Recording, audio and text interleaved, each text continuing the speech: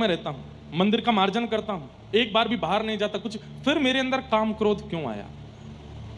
मुझे बताइए। तो बाबा हंसकर के कितना सुंदर उत्तर देते हैं। बोले गोविंद देव जी के चरणों में केवल 10 वर्ष निकाले हैं, पर काम वासना में तो अनेक जन्म निकाले हैं। इससे पूर्व जन्म में तुम क्या थे तुम्हें नहीं पता, लेकिन जो भी थे उसमें काम वासना होती ही है।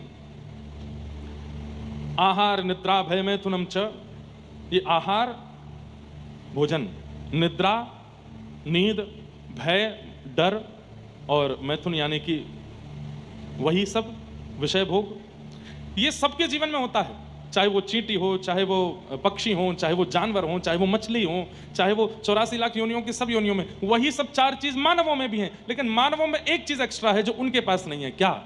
भगवत भजन करने की सामर्थ्य, भगवत प्राप्त करने की सामर्थ्य। आहार हम भी पाते हैं, वे भी पाते हैं, निद्रा हमें भी आती है, उनको भी आती है, भय हमको भी लगता है, उनको भी लगता है, परिवार का वर्धन हम भी करते हैं, वो भी करते हैं, लेकिन वो भगवत प्राप्ति नहीं कर सकते, हम कर सकते हैं। केवल एक चीज हमको जानवरों से अलग बनाती है, क्या? कि हम सत्संग कर सकते हैं।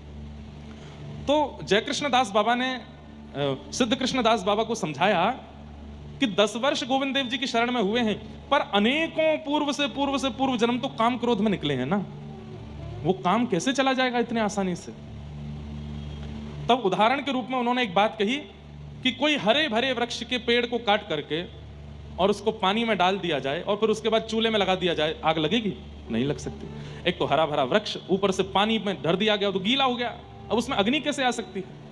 लेकिन उसी वृक्ष को सुखा दिया जाए, पानी का स्पर्श ना होना दिया जाए और उसके बाद चूल्हे में लगाया जाए तो अग्नि पकड़ लेती है। ठीक वैसे ही हम जैसे ही भक्ति में प्रवेश होते हैं उस समय गीले वृक्ष के समान हैं। कितनी भी भक्ति की लौ जलाई जाए, जलने वाले नहीं है हम।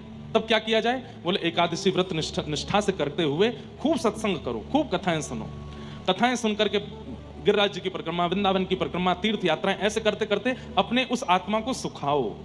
उसके अंदर जितने भी वो तरल पदार्थ हैं उनको सुखाइए। सत्संग करते करते करते करते एक दिन आएगा वो सूख जाएगा और उसके बाद भक्ति की लौ जब लगाई जाएगी तो वो प्रज्वलित हो जाएगा। बाबा गोविंद देव जी के चरणों में तुम चले तो गए, पर अभी तुमने अंतस्थ की वासनाओं को सुखाया नहीं है। बोले कैसे सुखाऊं? बोले खूब सत्संग करो, खूब कथाएं सुना करो, महापुरुषों की वाणी सुना करो, और केवल सुनना नहीं, सुनते ही पालन किया करो। तब उन बाबा ने खूब सत्संग किया और सत्संग करते करते करते करते करते ब्रजमंडल में ही एक गांव में रहने लगे। और उन्होंने अपना नियम कैसे बना लिया?